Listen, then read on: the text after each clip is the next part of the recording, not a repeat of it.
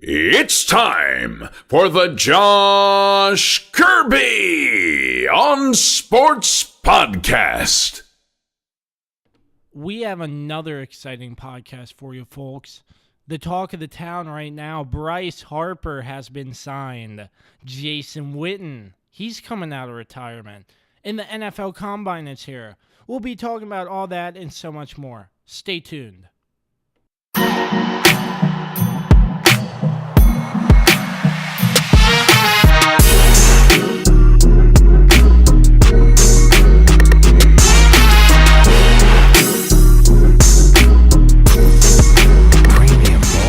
I'm glad you connected. This is Dave Johnson, voice of the Washington Wizards. You have connected to the right place because you are listening to my man, Josh Kirby on Sports Podcast. All right. Another episode of the Josh Kirby on Sports Podcast. We thank you so much for listening once again. I'm your host, Josh Kirby, alongside my co-host, CJ Mentier. Thanks so much for Rat 11 Chips for sponsoring this episode of the Josh Kirby on Sports Podcast, and to Mild Swagger by Cosmo, premiumbeat.com for the music once again. And a little bit different. We're recording on a Sunday due to inclement weather. So this podcast has been recorded on Sunday. We'll still be coming out at your regular time, but it's snowing right now, and we're getting this done. CJ, what's going on, man? Why don't we do it outside? That would be cool. Yeah, it would. Then my equipment would get ruined, and then we wouldn't have a podcast anymore. It was worth a try. Yeah, so well, we have a lot to get into, CJ, and I know you're pretty stunned by this move, but Bryce Harper, he is officially with the Philadelphia Phillies. There you go. Spit it out. There you go. He is officially with the Philadelphia Phillies. 13-year contract, $330 million with 0 opt-outs. Mm-hmm. Your thoughts on this move? So I said before this that the thing about Bryce Harper to me is that honestly, I wouldn't have signed Bryce Harper. I would have rather taken Mike Trout if I was the Phillies, personally, because I think Mike Trout is a better player than Bryce Harper is personally. And I also think that Mike Trout, he's a huge Philly fan. He's from Philly. You can see him at all the Eagles games. Carson Wentz always giving him the balls after the touchdowns. He's a big, huge Philly fan. Bryce Harper, though, yeah, it's a great signing, but you just signed a lot of your cap space away. I know there's no cap in MLB, but you signed a lot of money away to a guy who slipped up in spring training by saying we want to bring a title back to DC. And I don't think that sounds good after you just spent $330 million for a guy. Yeah, but they stayed under the luxury tax by doing that 13-year, $330 million deal. Apparently, my math still isn't good, as you know from the last time we tried doing math, but I've calculated this, and Bryce Harper is making $5 million less per year. Yes. If he took the Nats offer, he would have been making more money. So, good job. Yeah, yeah. You know, I'm trying my best here, but I mean, 13 years. I mean, he wants the richest contract, but he's That's still making number 2. Yeah, he's still making $5 million less. I mean, who cares? $5 million for a pro, that's probably nothing. I also think that's chump change. That's chump change, yeah. I also feel that, when he chose the Phillies, they're probably not the most popular team in Philadelphia. I would have to say that the Nationals, well, no, I scratched that. The Caps are, of course, the most popular team in Washington. Thank you. But I would say that the Nationals are in second ahead of your Redskins. I would have to say that.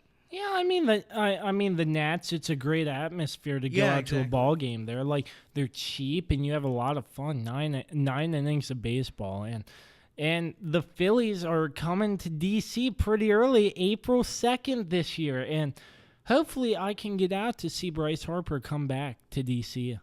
That would be really fun. I'm not sure how I'm gonna make that happen, but somehow, some way, I'd like to make that happen. But fingers crossed. If not, I'll be recording it on TV or something. Yeah, I really don't think Bryce really looked at the numbers when he saw this deal. It was all his agent, Scott Boras. It was his agent. I really think that he saw 330 and was like, yeah, I'm the new owner of the biggest contract. But then he really didn't see the numbers at all. Well, I think that goes to his agent, and I think he just didn't do a good job. And if I was Bryce, I would have took the Nats offer, because in the long run, that's more money. 3 less years, but it's more money. But for the Phillies, he won't be able to opt out. He's 13 years with the Phillies. And Yeah, it's not like Machado. I saw somewhere, I'm not sure, I don't know if I can find it still, but all the offers that were fielded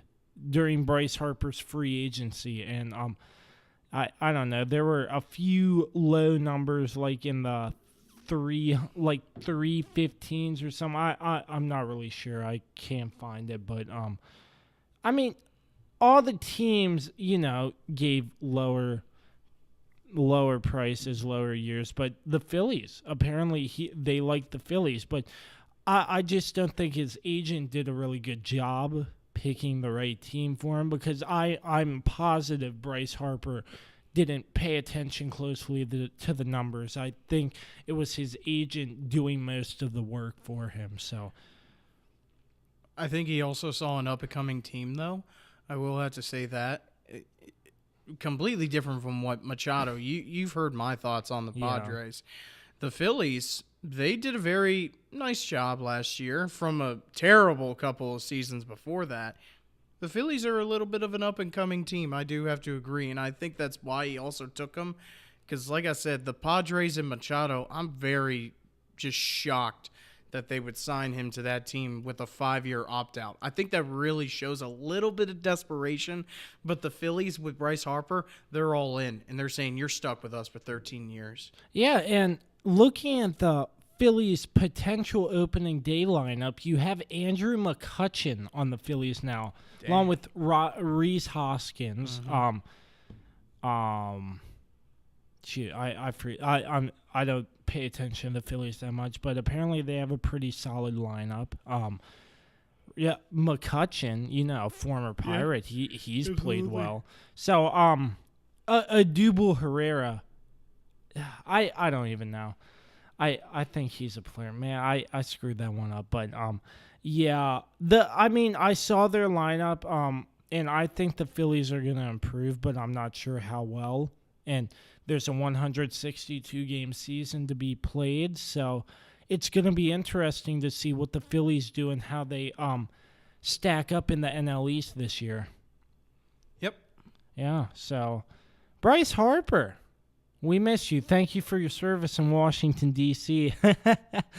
All right, and coming up next, Jason Witten is coming out of the Monday Night Football booth. You must be happy. Yeah, I am. You must be really happy about that. You're not happy about that? I liked him in the booth. I'm not sure why. In terms of okay, I just want to put this out there. In terms of like what Tony Romo is able to do, I feel that this also comes from a quarterback's perspective. He is able to read the defense better than a tight end can.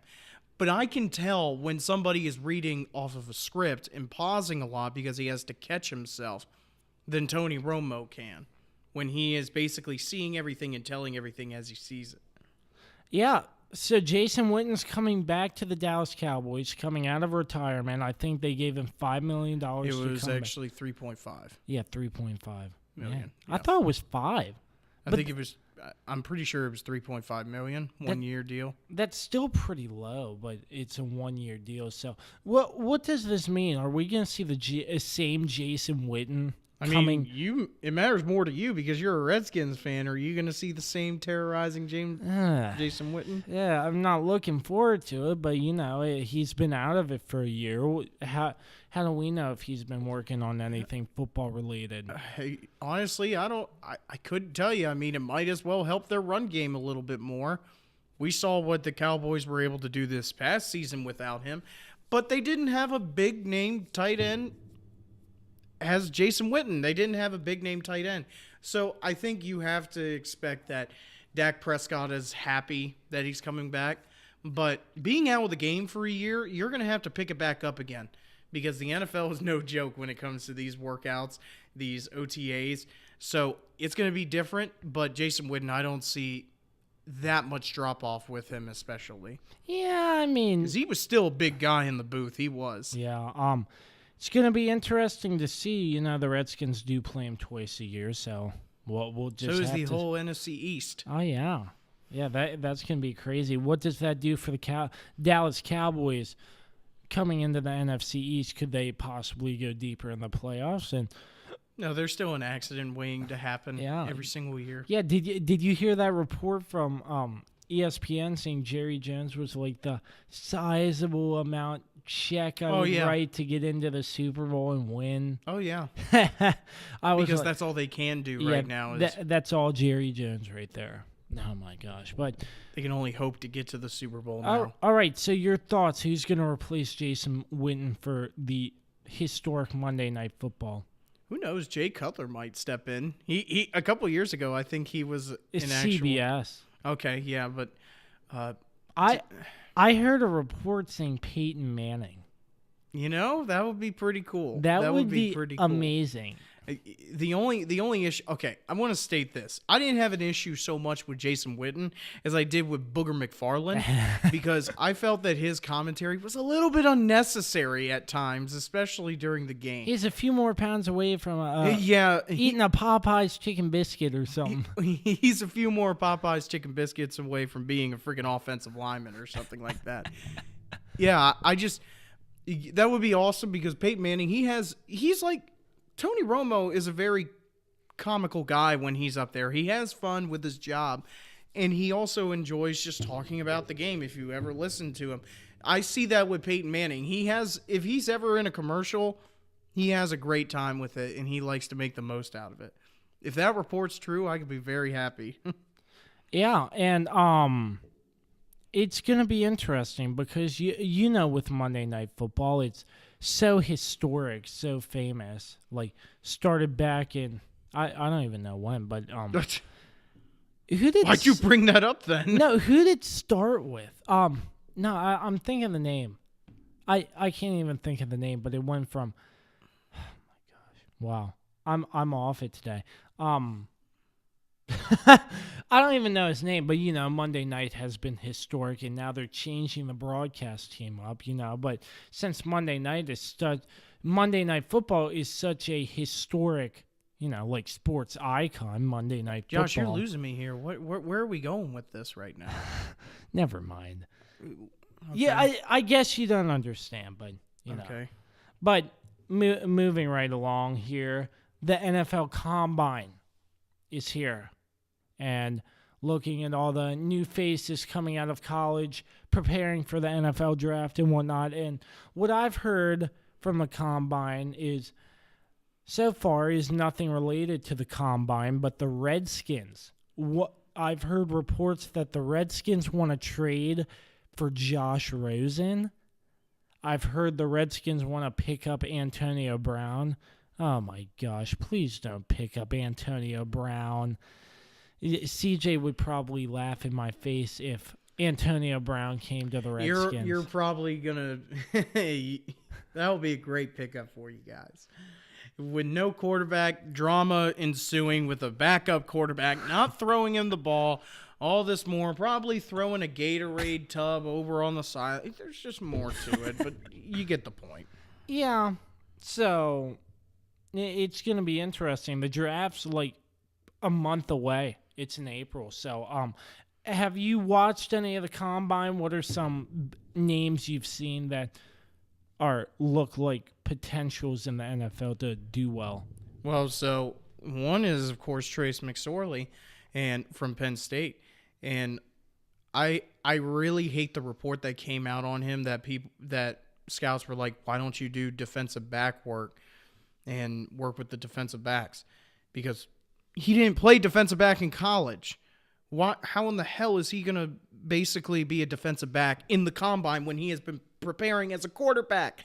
I don't understand that. But he did very good. 40-yard dash, I think, was a 4.58. Very good for a quarterback of his size. So another one, though, of course, is the wide receiver from Ole Miss, Metcalf. Yeah, he ran a 4.33 40. I saw that. He had like an insane amount of stats from the combine. I think it was unbelievable, and he was the talk of the town after seeing the photo from Ole Miss.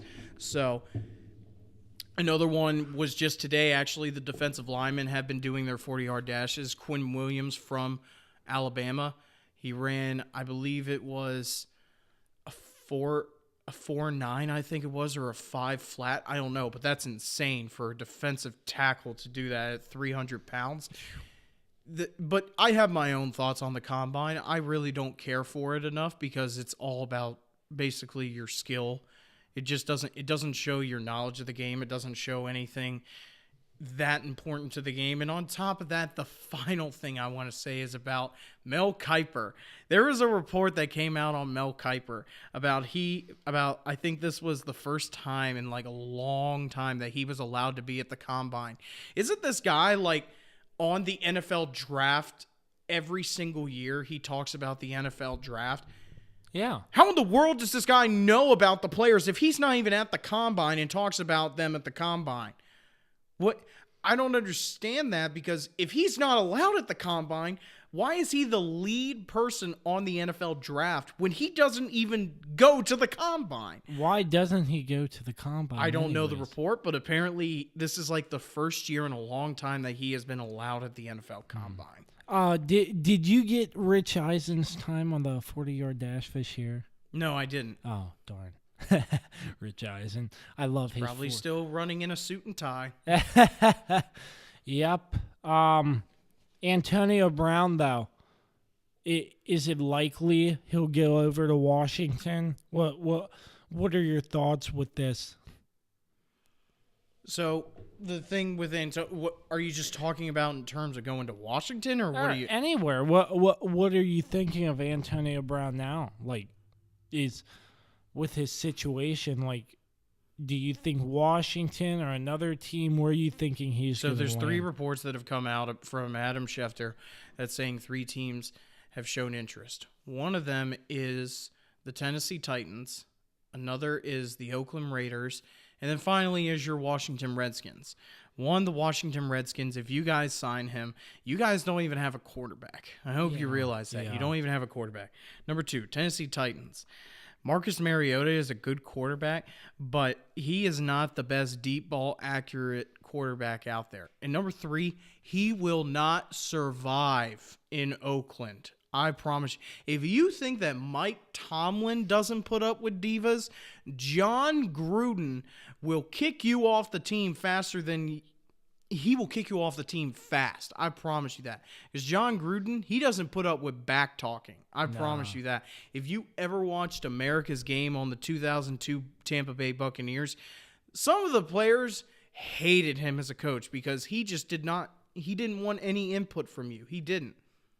So that's where I stand on that for Antonio Brown. But I want to talk about how Antonio Brown, I don't get this guy. I really don't get this guy. There's so many reports out there about him talking about how I want to be respected. That's what I want as a wide receiver. I want respect from my team. And then he goes out and makes videos about like, yo, you got guaranteed money? Hit me up. If you want respect, but you want guaranteed money, I think you want the guaranteed money more than you want respect. And then I think it was yesterday or the day before, there was a video with him and LeBron James and all these other big names just talking, and he's ripping into the Steelers. Who in the world is going to want this guy as a part of their organization? Oh, but teams, like I said, give me a hug. We're going to win so many games together. That's who wants him as part of their organization. But if this guy has had so much bent up energy in his system to now just all let it loose, who is really the bad guy here? People, I don't get Stephen A. Smith and Max Kellerman and all those guys on First Take who keep saying Ben Roethlisberger is the issue here. No, it's not. Ben hasn't said a word because he knows that Antonio Brown will just spill the beans. He knows Antonio Brown will just keep on talking and talking and talking. And then he just likes to rip into Big Ben.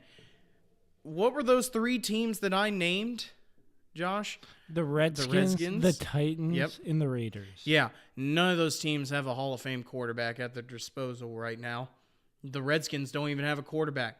So if he goes to one of those teams, yeah, a Hall of Fame quarterback throwing to him from those three teams, no, he probably will get the ball probably twice in a game, maybe.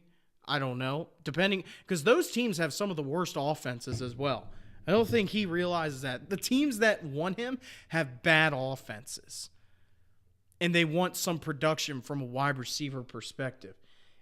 And then finally, like I said, I will trust Big Ben more than I will Antonio Brown to win me a Super Bowl because Big Ben has done it before. Yep. Big Ben has won us 2 Super Bowls, and he's also been a very admirable quarterback. But finally, everyone seems to be a snowflake when it comes to him coming out and publicly humiliating his players. And he's not even humiliating them. He is criticizing them. He is saying, run the route right. I will get you the ball. That's the whole issue. Run the route right. I will get you the ball. What is wrong with that? Antonio Brown comes out and goes and just keeps pouring more and on and keeps stirring the pot about how the Steelers, they're not showing me any respect, man. Like, I deserve respect. I've been there for 9 years. Ben's been there for 14 years. And he has been there for 14 years. It's going to be 15. I want respect, man. But, yo, if you got guaranteed money, hit me up, man. Hit me up. I need that money. Antonio Brown is a joke now. Yeah, I can't believe that he has ever been a part of an organization that is as prideful and has had such a great history as the Pittsburgh Steelers. I can't believe that me as a Steelers fan has come across a guy like this who on the field is an excellent player, but his off the field incidents have made his career basically a joke now. Seriously, for your Redskins, I'm sorry about the Reuben Foster thing because guess what? The allegations were fake again. And now you guys don't have any drama. You guys don't have any drama going on, but my Steelers sure do. It's a joke to hear one player go on and on about all these lies, man, because he just wants to make a case for himself so he can get some more money. Yeah, I really hope he does not land on the Redskins because that's just going to make the team even worse. You know, Antonio Brown's a great player, but yes, he will cause drama. He will do all that. He will ask for more money and, you know, and the Redskins would probably give it to him because, you know, the Redskins get a good player and they think, oh, we're going to make it to the Super Bowl, all this and all that, but it's not going to happen. Just like Josh Norman. Josh Norman. Josh Norman's better on TV than he is on playing for the Redskins at this current moment in time. So, the next topic we want to get into, I know you have a lot to say on this, but Baylor's Sean Oakman gets his charges dropped for sexual assault. Man, I remember the last time I've heard Sean Oakman's name. He was on the Jumbotron at AT&T Stadium, and boy, was he huge. So, what can you tell us on this situation, Sean Oakman, CJ? Well, Sean Oakman has had all his charges acquitted for sexual assault. And this is... I'm going to get a little political here, Josh. I don't like to. I really don't. I'm not going. It's not good. Quit your whining. I'm going to get a little political and say, like, this is BS. I can't believe that this is really happening to a player like this because this is a kid who went to Baylor University and came into the combine. He didn't get drafted because, of course, he was charged before he went into the NFL. And now, 3 years after he was charged with sexual assault, all the charges have been dropped because the woman lied. Is this always going to happen, Josh? Reuben Foster, your 'lied twice now. Why is this woman not in prison? Why is this woman not in prison? I couldn't tell you. You ruined this man's life. You put his name on national television. You put the university on national television saying Baylor University accepts men who rape. They accept men who rape. And guess what? It was all bullcrap. The whole thing about Sean Oakman was bullcrap. Just because you wanted some attention to yourself. So what did you have to do? You had to go and ruin a man's life. Spend 3 years hoping that he would get another chance to play football. And now he might actually get a chance. Who knows it? But I wouldn't see him in the NFL. AAF. Perfect opportunity. Absolutely in the AAF.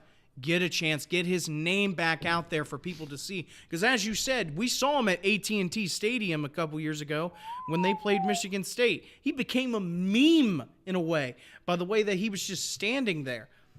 And let me say this. 6'8", 287 pounds, ran a 4.96 40-yard dash, 32-inch vertical, 123 broad jump, and a 4.56 shuttle run. Wow. And he has missed 3 years of his pro career. And in 45 minutes, a jury told him that he wasn't guilty. And I watched the video on him basically bawling his eyes out, walking out of that courtroom. And him basically having to say that I can start my life now. And it's such a shame to see a man who, yeah, I thought for a long time, I was like, this sucks. No, this doesn't suck. Good. He gets to go to jail. He deserves what he gets. And now it comes out that it was all a lie. This is ridiculous. This has happened to so many people in sports in general. People not just in sports, in life. People just get their lives ruined by these women. I don't get it. 3 years of this lives. Sean could have made himself a career out of this, and now he basically has to start from now in the AAF to making basically chump change to what NFL players make to try and get a chance at the NFL. Yeah, it's gonna be hard, but I feel sorry for his situation, and hopefully he can get back to playing because he football. was a great football player at Baylor. RG3 even tweeted about him saying it's great to see him back out for such a great person. And it's a shame that everything that has happened to him. And I'm serious, that woman should be put in prison.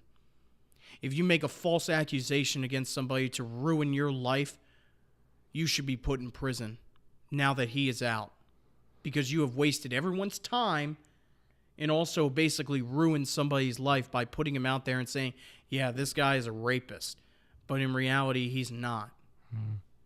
Yeah, very good points there, and I feel sorry to get. It wasn't too political, but I'm saying like no. I'm glad though. I'm glad you didn't bring up like Donald Trump or something. No, like absolutely not.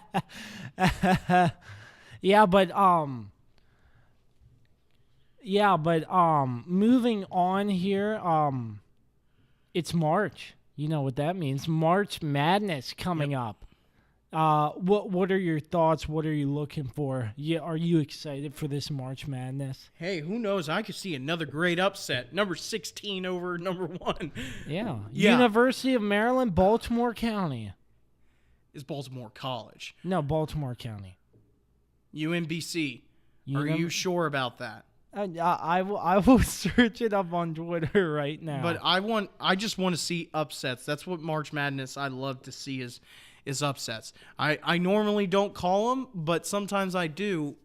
And when it happens, it's great. That's what March Madness is all about, is upsets. The official Twitter account of the University of Maryland, Baltimore County. Okay. Yep. CJ was wrong. Yeah, man. But yeah, upsets, definitely. Like that's the best time for March Madness, upsets. You expect a number 1 team to go deep and they get knocked out. Just like we had a couple upsets last year, like Loyola of Chicago. That wasn't just an upset. That was multiple upsets. Oh, yeah. They went on a tear. Yeah, they made it to like the Final Four. I want to say it was the Elite 8 or the Final Four. It was one of the two. Yeah, but excuse me, it was crazy. Just to watch them you like go to see that those Cinderella deep. stories. VCU a couple years ago. George and Mason. George Mason, of course. Yes, absolutely. All here in the sweet home state of Virginia. Yeah, but it's all about the upsets, and I'm really looking forward to March Madness with you. We're actually going to do a bracket show on the Josh Kirby on Sports podcast. We're going to actually have our brackets in front of us and fill them out, talking about who we're picking and why, till we get to the championship and everything. And we're going to go down team by team by team, fill out our brackets till it's finished. So I'm really, really looking forward to that show. Selection Sunday only a couple weeks away, and it's going to be a great time for basketball. You know, the best day of March Madness is the very first day where they have all the games going on. Like, they have, like, multiple games going on. You're on the app streaming multiple games and all this and all that. And then that's when all the upsets happen. But, you know, then it thins out, less and less games, and the games get more intense. Yeah, then you start to actually get the real teams who are like, we're here for a reason. Not like Virginia, who chokes all the time. Yeah, it's going to be interesting to see. I'm not sure what UVA is going to do this year, but it's going to be interesting to see this year's Selection Sunday and who gets picked and whatnot. So, yep. CJ, any last words before we end this podcast in the snowy weather? Are we going to go out and build a snowman? There's not enough snow out there for a snowman. You make an angel. It wouldn't be much of a snow angel, but yeah. Yep, so that's all for this episode. Really short today, but, you know, we recorded this on Sunday. It's coming out at the regular scheduled time due to inclement weather, so just so you all know. Thanks once again to Route 11 Chips for sponsoring this episode of the Josh Kirby on Sports podcast, and to Dave Johnson for our wonderful intro. And the very beginning, thanks to Wes Johnson for that intro as well. That was really great. Thank you, sir, for that. And once again, make sure you find us everywhere. We're on Apple Podcasts, Spotify, Google Play. Make sure you find us on YouTube as well. Yeah, YouTube, Twitter, Facebook, Instagram, the whole nine. Make sure you find us there. And until next week, we say so long, and we'll catch you next time. Peace out.